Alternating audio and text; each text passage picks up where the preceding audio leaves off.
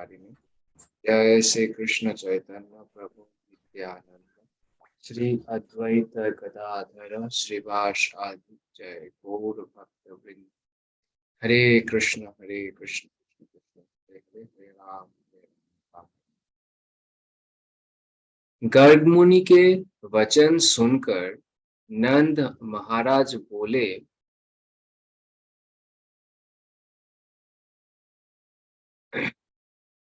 यदि ऐसा आशंका है तो अच्छा होगा कि नामकरण संस्कार का भव्य आयोजन ना किया जाए। आपके लिए यही श्रेयस्कर होगा कि आप केवल वैदिक मंत्रों का उच्चारण करके संस्कार संपन्न करा दें। हम द्विज है और मैं तो आपकी उपस्थिति का लाभ उठा रहा हूँ। अतः बिना धूम धड़ाका के नामकरण संस्कार संपन्न करा दे।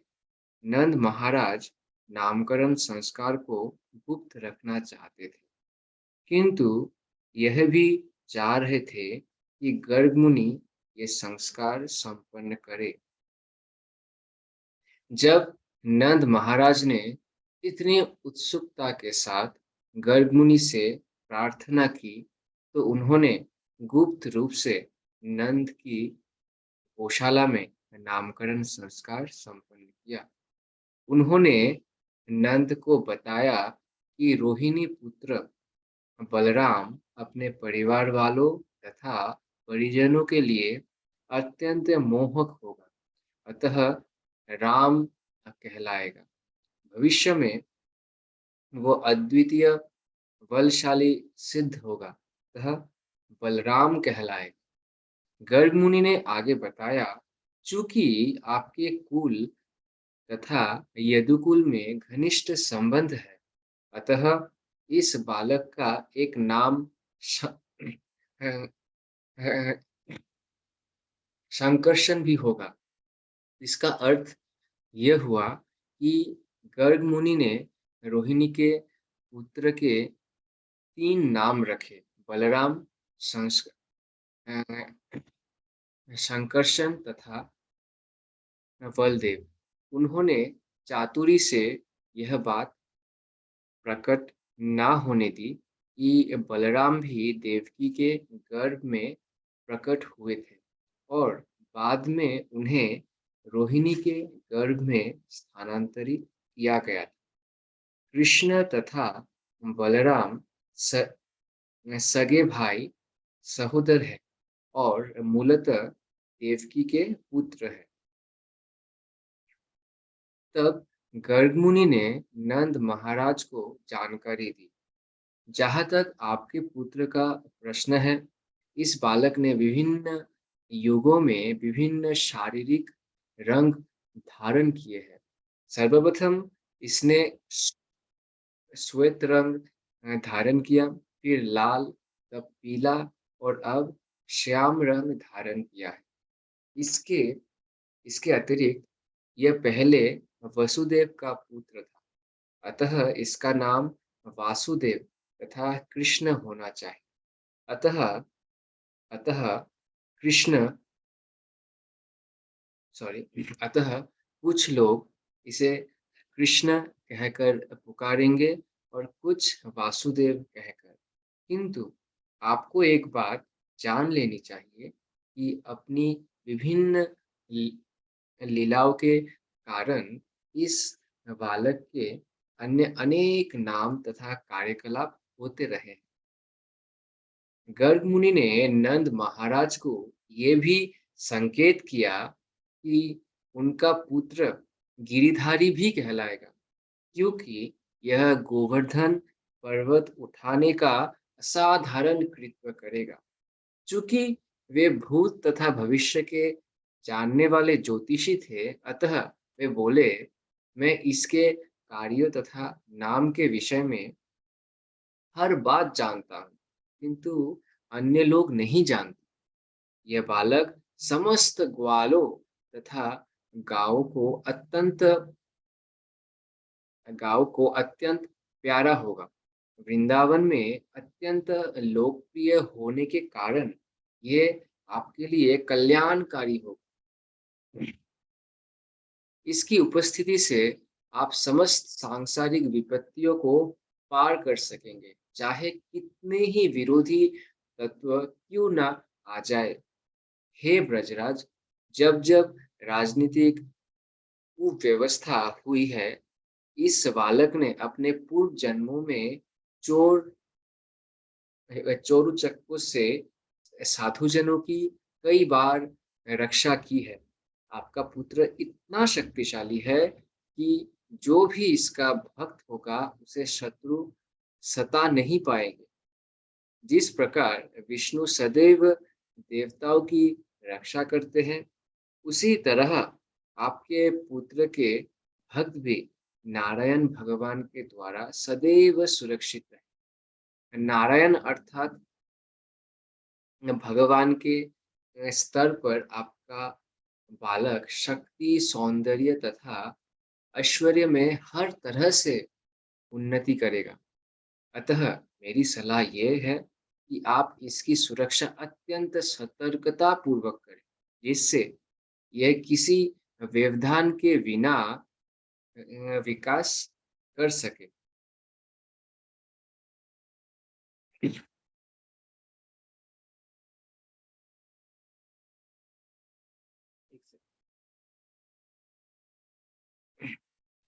दूसरे शब्दों में गर्ग मुनि ने नंद महाराज को ये भी बताया कि चूंकि वे नारायण के परम भक्त हैं, अतः भगवान नारायण ने उन्हें अपने ही समान पुत्र दिया है। साथ ही गर्ग मुनि ने ये भी संकेत किया, आपके पुत्र को आपके पुत्र को अनेक असुर सताएंगे, अतः सावधान रहे और उसकी रक्षा करें।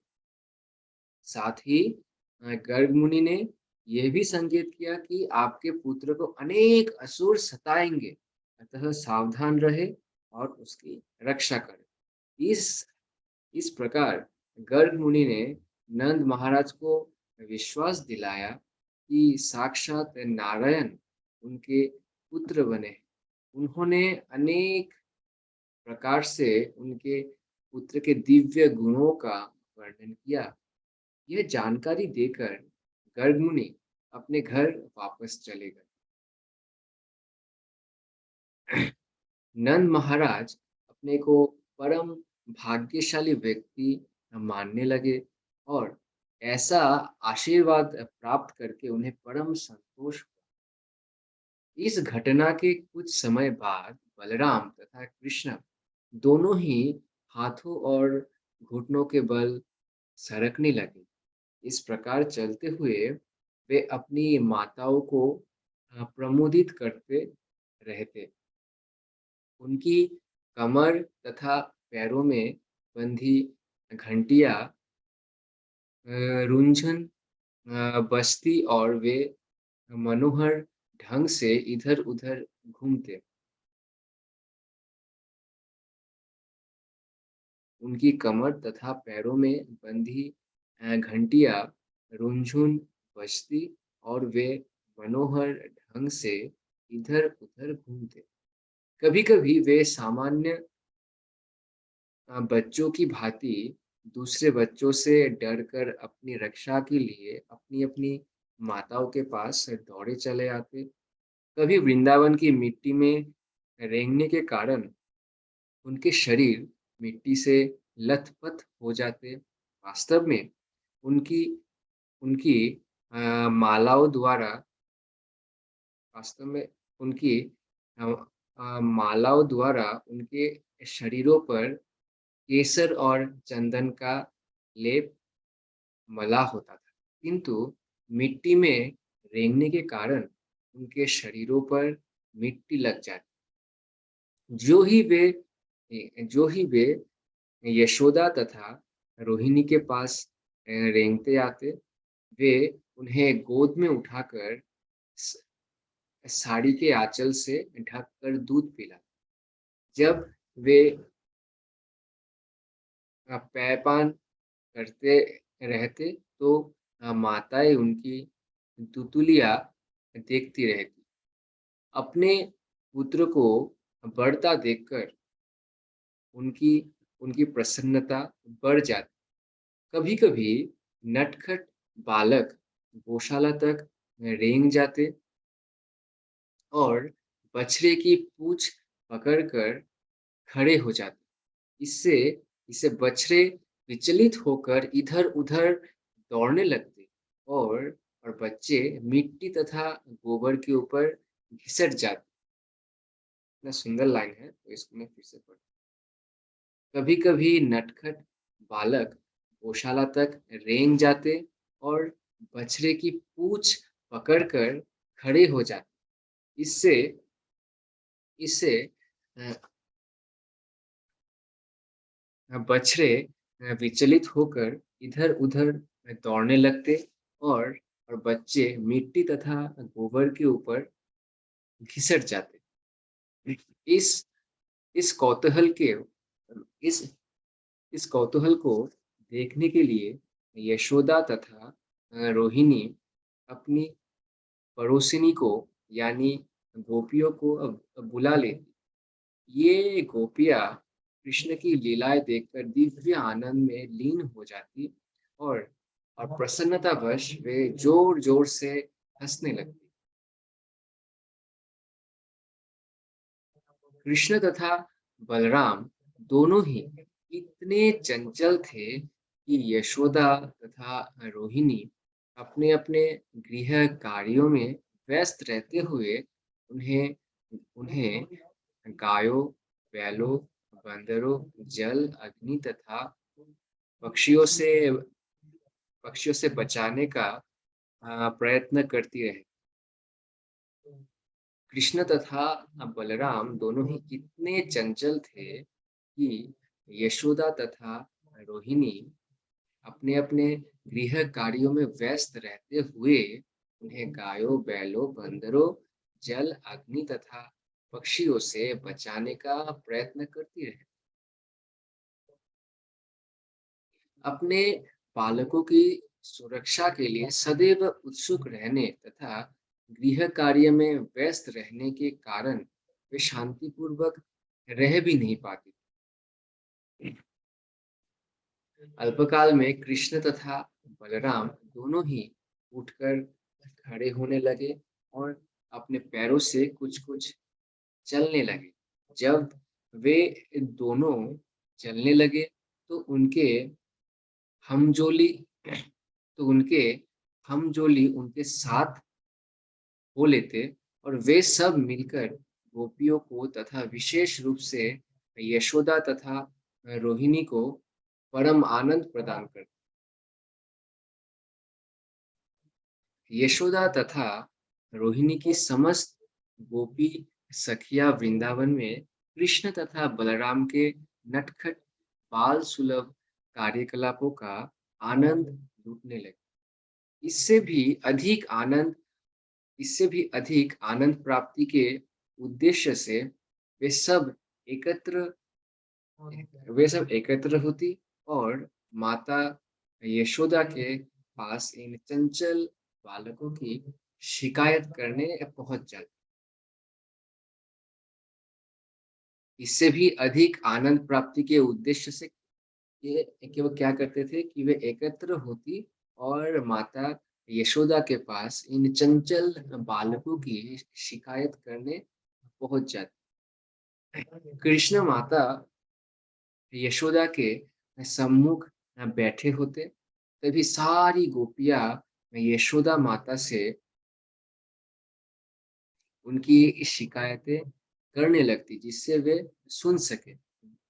वे कहती, "यशोदा जी, आप अपने नटखट कृष्ण को क्यों नहीं बरसती?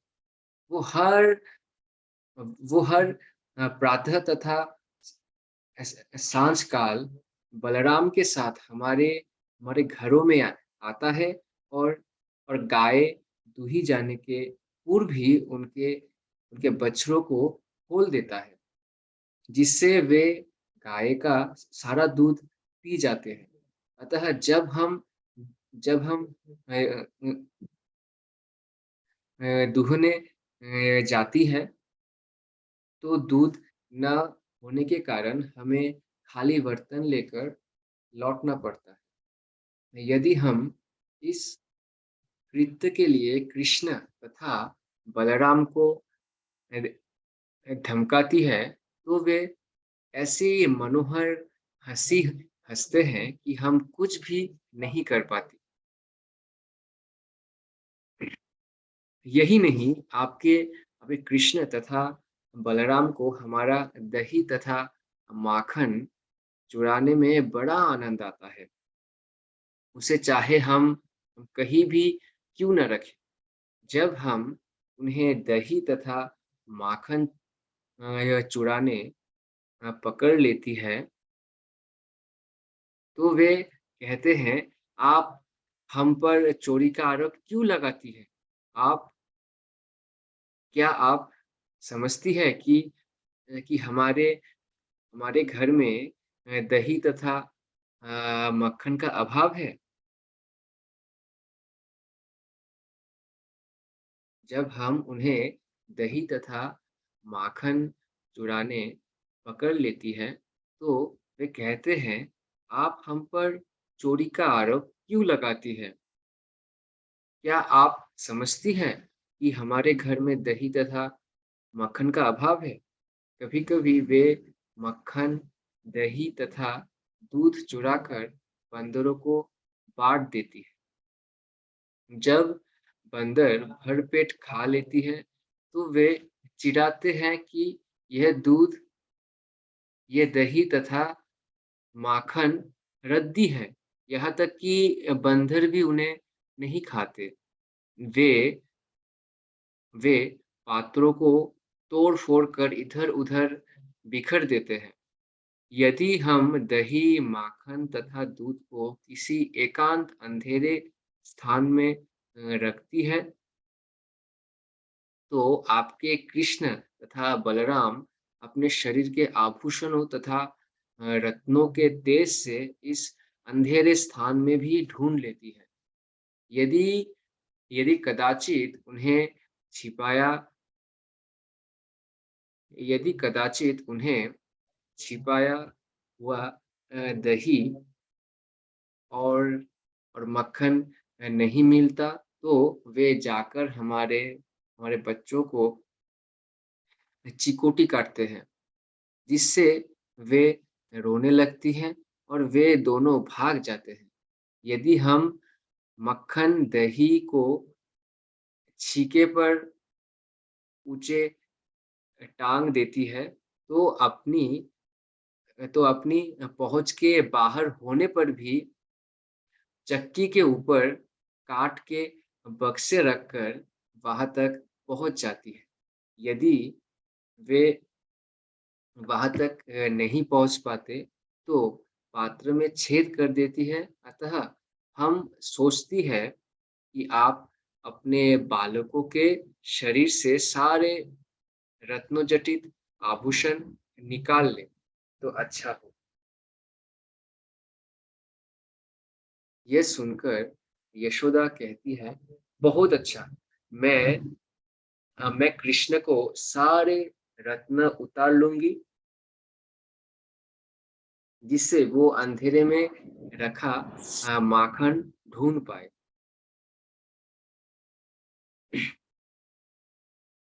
तब तब गोपियाँ कहती, "नहीं, नहीं, आप ऐसा ना करें। आप आप इनके रत्न को उतार कर क्या करेंगे? हम नहीं जानती कि ये किसे ये हम नहीं जानती कि ये कैसे बालक हैं, जो बिना आभूषणों के भी एक प्रकार का तेज फैलाते रहते हैं। इससे वे अंधेरे में भी प्रत्येक वस्तु देख सकते हैं। तब माता यशोदा उन्हें बताती, "अच्छा, तुम लोग अपना अपना माखन तथा दही सावधानी से रखा करो, जिससे वे वहाँ पहुँच न सके।" तो उत्तर में गोपियाँ कहती, हाँ, वास्तव में हम ऐसे ही करती है, किंतु कभी-कभी हम गृह कार्य में व्यस्त रहती है और ये नटखट बालक ना जाने कैसे घर में घुसकर सारी वस्तुएं तहस-नहस कर देती है। कभी-कभी दही तथा माखन ना चुरा सकने पर ये गुस्से में आकर स्वच्छ फर्श पर पेशाब कर देते हैं। कभी-कभी उस पर थूक देते हैं। आप अपने बच्चों को देखो ना, वे किस प्रकार इस शिकायत को सुन रहे हैं। वे सारे दिन हमारे दही तथा माखन चुराने की योजना बनाते रहते हैं और अब किसी तरह वे शांत अच्छे बालकों की तरह बैठे हैं। जहाँ उनके मुखमंडल तो देखे, जब माता यशोदा ने सारे उल्हाने सुनकर अपने बच्चों को डाँटना चाहा, तो उसके भले उसके भाले-भाले मुखमंडल को देखकर हँस पड़ी और डाँट नहीं पाई। किसी और दिन जब कृष्ण तथा बलराम अपने मित्रों के साथ खेल रहे थे, तो सारे बालकों ने बलराम के साथ मिलकर यशोदा से कहा कि कृष्ण ने मिट्टी खाई है। किसी और दिन जब कृष्ण तथा बलराम अपने मित्रों के साथ खेल रहे थे, तो सारे बालकों ने बलराम के साथ मिलकर यशोदा से कहा कि कृष्ण ने मिट्टी खाई है। ये सुनकर माता यशोदा ने कृष्ण का ये सुनकर माता यशोदा ने कृष्ण का हाथ पकड़ लिया और कहा, बेटे तुमने अकेले में मिट्टी क्यों खाई? देखो ना बलराम सहित तुम्हारे सारे मित्र तुम्हारी शिकायत कर रहे हैं। अपनी ये माता के डर से कृष्ण ने कहा, हे माता, ये सारे लड़के जिनमें भैया बलराम भी सम्मिलित है, झूठ बोल रहे हैं। मैंने मिट्टी कभी नहीं खाई। आज आज अ, अब आज भैया बलराम मेरे साथ खेलते-खेलते मुझसे रुष्ट हो गए। अतः वे मेरी शिकायत करने के उद्देश्य से अन्य बालकों से मिल गए। वे सभी एकजुट होकर शिकायत करने आए हैं, जिससे आप क्रुद्ध हो और मुझे प्रताड़ित करें। यदि आप सोचती है कि वे सच बोल रहे हैं, तो आप मेरे मुँह के भीतर देख सकती हैं कि मैंने मिट्टी खाई है अथवा नहीं। उनकी उनकी माता बोली, "अच्छा, यदि तुमने मिट्टी नहीं खाई, अपना मुँह खोलो और मैं देखूँगी।" जब कृष्ण की माता ने इस प्रकार आदेश दिया, तो उन्होंने एक सामान्य बालक की भाँति तुरंत अपना मुँह खोल दिया। तब माता यशोदा ने मुँह के भीतर सृष्टि का पूर्ण ऐश्वर्य देखा। माता यशोदा ने मुँह के भीतर चारों ओर संपूर्ण बाह्य आकाश, पर्वत, द्वीप, सागर, ग्रह, वायु, अग्नि, चंद्रमा तथा नक्षत्र देखा। चंद्र तथा नक्षत्रों के साथ ही उन्होंने संपूर्ण तत्व, जल, आकाश, विस्तृत शून्य, अहंकार, चित्त, बुद्धि, सारे देवता तथा इंद्रिय विषयों तथा ध्वनि, गंध आदि एवं प्रकृति के तीनों गुणों को देखा। उन्होंने मुख के भीतर सारे जीवों, नित्य काल, भौतिक प्रकृति, आध्यात्मिक प्रकृति, गति, चेतना तथा समग्र सृष्टि के विभिन्न रूप देखा।